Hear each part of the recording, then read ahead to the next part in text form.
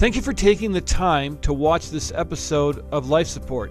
If you enjoy the content, we would ask that you like it, hit subscribe, and share it with your friends. Hey, I'm so glad to have you on Life Support. And what we do on this show is we tell stories. We love to highlight Jesus and how he is full of redemption and love, especially in life's most difficult moments. And so glad to have you with us. And we have a wonderful guest to get us started, and his name is Dr. Tom Blee. He's a trauma surgeon at Regents Hospital, and thank you so much for being here. Oh, you're welcome. It's great to have you. Great to be here. You have quite a story beyond what you just do for a living, which we're going to dig into because I think it's fascinating, and you've probably answered way too many questions already, even before we started doing this. But you also have a book. It's called How to Save a Surgeon, and tell me, how did the book come about, and what is your life story that we're going to find in the book? Sure. I'll try to give you the 2-minute synopsis of... We have plenty of time. We have nothing but time. Good. Yeah, for me, I'm born and raised in Rochester, Minnesota, and we were talking before we started. It's kind of an unassuming life that I had. My father was a business owner. He owned taverns and bars, and I always say I grew up on a bar stool, which I did.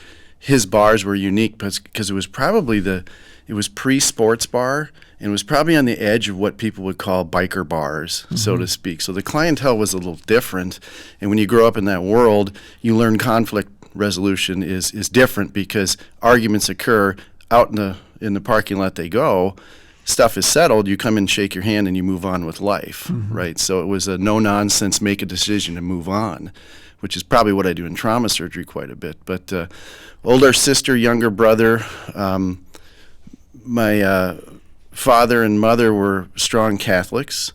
In growing up at the time I did, 70s and 80s in Catholic Church, it wasn't the good Catholic Church. It really wasn't. We all know that, and I'm not going to point fingers. But it was a lot of condemnation, a lot of guilt, and a lot of shame. And even as I moved through high school, we were one of the districts, so to speak, that was affected by the Boy Scouts and the sexual abuse that was occurring, and specifically in my grade school. I don't know all the details of it. Fortunately, I wasn't a victim of it. But growing up, as you were going to church every Sunday, and the other factor was my mom was really knee-deep or deeper in alcoholism. So we had an alcoholic home full of chaos. My dad trying to keep everything together, working, and as I'm going to church every week, staring up at this God that's on a cross, it didn't take me long to learn, you never come off that cross. You never come off that cross to help my family. And so by the time I hit, high school, college, and so on, I didn't want faith. I didn't have faith. There was nothing in it they ever did but made me feel horrible. It was never enough. Defense mechanisms I had, though, growing up. I had my own room. I hid from the chaos, but I learned to read. And I figured out early that, good grades kept me out of trouble. And so there was a skill set and a tool that I brought into my career. So, high school, and it's interesting. I say God tugged at me because I went Catholic grade school, Catholic high school, Benedictine college, Jesuit medical school, Lutheran residency, but still had no faith. And sometimes you're looking for a sign. It's like, well, give me a sign, God. Yeah, right. It's 25 years of signs. What do you want? Was married in residency and had no skill set to bring to the marriage, nor did my wife at that time. Both of us grew up in alcoholic homes. Neither of us knew how to deal with each other, and certainly there was no faith or Christ or God-centeredness in that marriage. And this builds upon the book. We did fine. We had everything you wanted. She had a son who was 6 when we met, and he's my oldest boy, Nick, and he's always been my son and always will be. And we have another son, Jack, that we had just when I finished my residency. But you move through life, you get the stuff, and the stuff doesn't satisfy, and the chaos continues to happen. And when you don't have a skill set to go back on, the marriage predictably fell apart. And it fell apart hard. For me, I knew something was bigger out there. I had a sister who had strong faith, and phone call after phone call after phone call with her, she finally one day said, at some point, you got to stop making this call. You probably should get to know Jesus. And I just hung up the phone and said, here comes the Christ sandwich. Right. I don't want it. Right. But that was the night where I'm like, I can't do this anymore. There's so much chaos in the house. Highly successful as a surgeon, not wanting to ever make a mistake, but you can't function on that, right? I couldn't carry that burden. Yeah. And I did. One night I got down on my knees, March 1st, 2014. Got down on my knees and said, I don't even think you exist. I've never seen you come into my world and help a thing. And I said, but you got one shot. I was a year into my trauma surgery practice at that point. So I'd done 12 years of community surgery in a town where I was well respected. I moved to inner city trauma, and that year really was part of the collapse because the violence and the everything that was happening, it just added another burden, and that was him. I'm like, I am a trauma surgeon. I make decisions. You have 5 minutes to show me that something's different, right? And I stood up and instantly felt different. Wow. Instantly. And it was 10:30 at night on a Saturday, and I always say when you live in a small town and your life has been radically touched by God, what do? You go to Walmart. It's the only thing open. And I went to Walmart, and it was during the Easter season, and lo and behold, there's Bibles. And I looked at the Bibles, and I thought, I should probably get one of those, And then I opened the book, and it was a big print Bible. And I thought, well, my eyes were, into the career. So, okay, you got me on that one. I can't read the best with so. And then I opened the book, and everything Jesus said is in red. I hadn't had that growing up. I said, okay, you got me twice. I can read the letters. You tell me who to talk to. And that's where the journey started. I just went to page 1. What does Matthew say? And when I read through the book, I hit the story of Peter in the boat. And Peter, in the middle of that storm, got out of the boat and saw Christ. And as he's walking and looking at Christ, he's fine. He turns his head, he sinks, but Christ reaches down and grabs him and says, this chokes me up every time. It's an important moment. Right. Yeah. And Jesus just said, I got this. Yeah. And that's not a very long time ago. I mean, you're talking 2014. Right. And how has your life changed between that moment and now? Yeah, it's book worthy, right?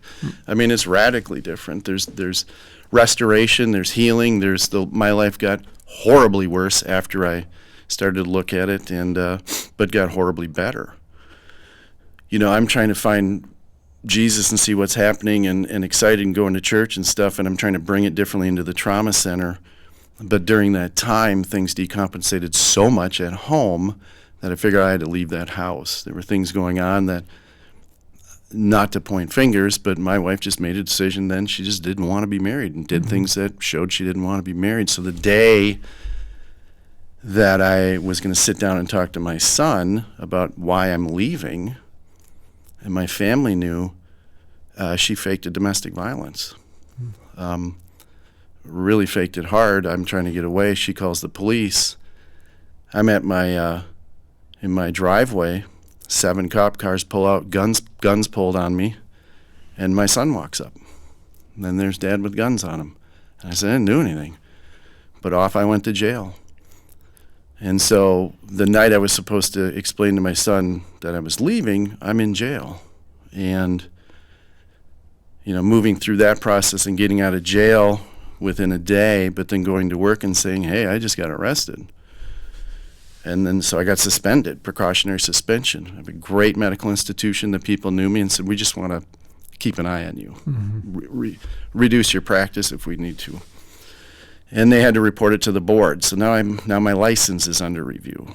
And then within a week, I have divorce papers served to me, and I'm accused of child abuse. Wow.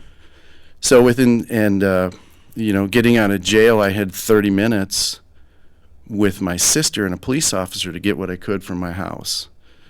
That was the last time I was ever in my house. So I'm homeless, so to speak. Moved up to the cities with my sister. Bank accounts frozen. You know, kids don't know what to do. My son was 13 at that point. My older son was out. I've got nothing. Mm-hmm. Here I am following Christ, and it's like your job is on the line, your medical license is on the line. You don't have a home. You don't have bank accounts. You don't have children. And I'm like, I don't get it. I liked you better when you were on the cross and didn't do anything. Absolutely. It was quieter. Yeah, right? That's right. Yeah.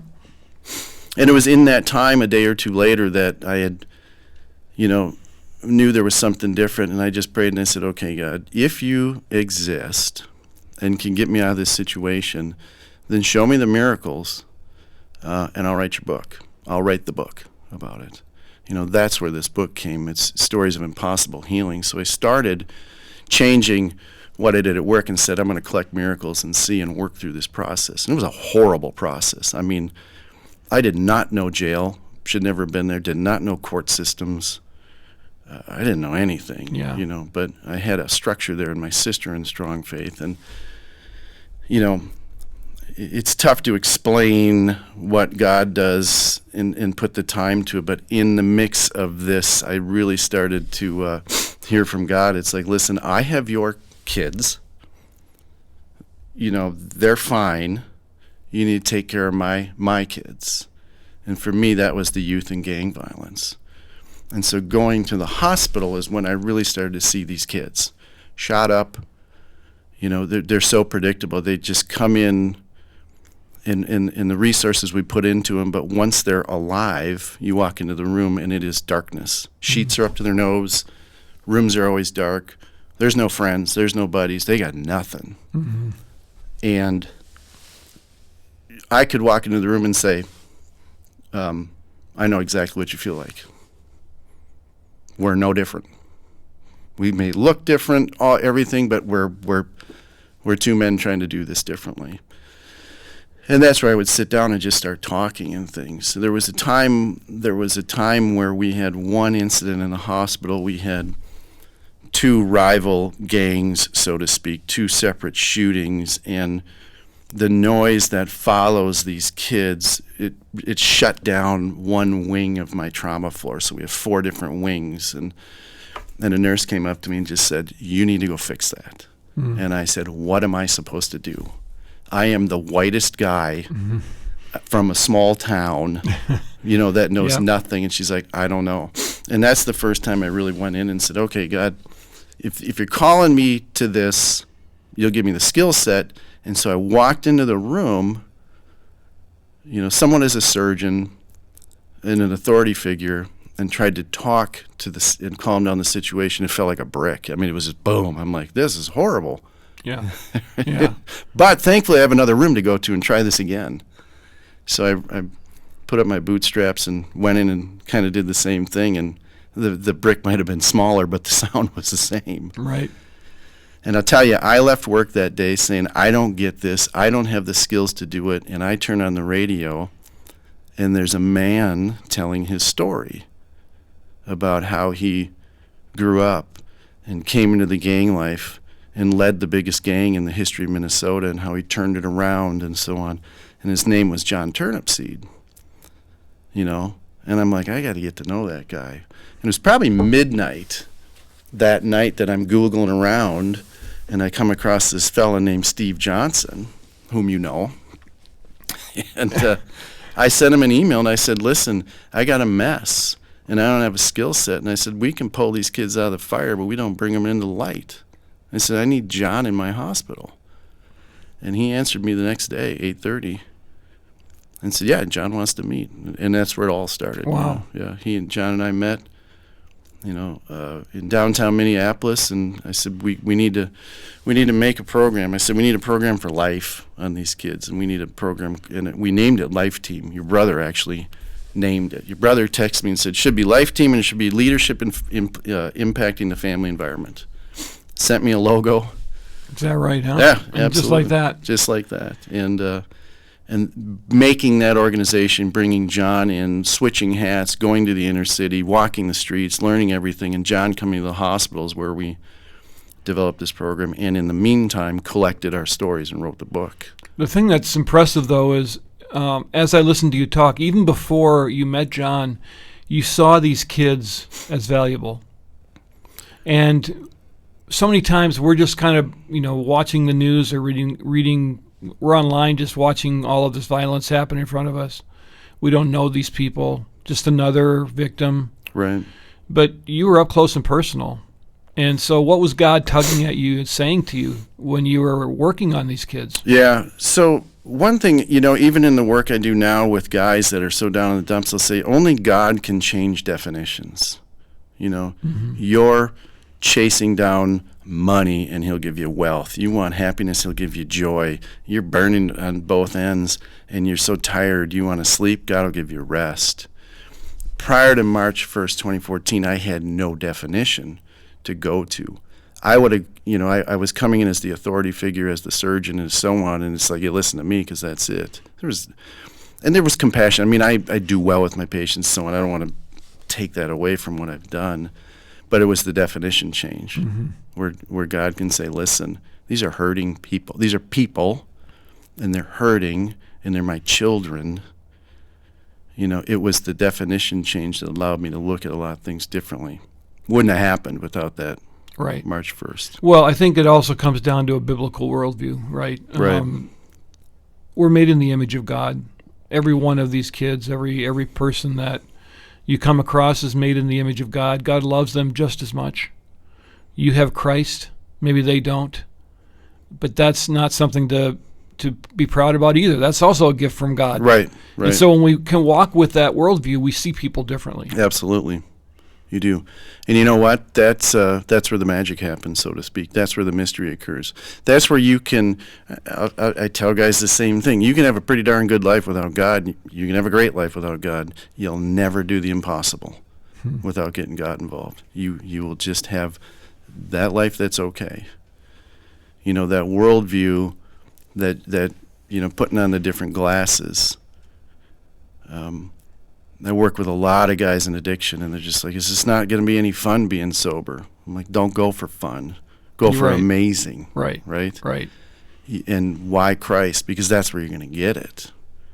Yeah. I've often pondered Jesus' words about abundant life, and have often thought, what exactly is that? What is he offering? Because I'm not into the prosperity gospel, so I'm not moving over to the health and wealth area. So I don't think he means we're going to get, like, our lives are going to be swimmingly perfect. I know that there's something here beyond just eternity. So often as Christians we talk about heaven. That's great. We should. But what is he offering here now? Right. He said abundant life. So there must be something there. Right. And that can only be found through him. Right. And it's a good question. It's a big question because so many times, and you know this, okay, I'll follow God. I'll make Jesus my Savior. Why is it so hard?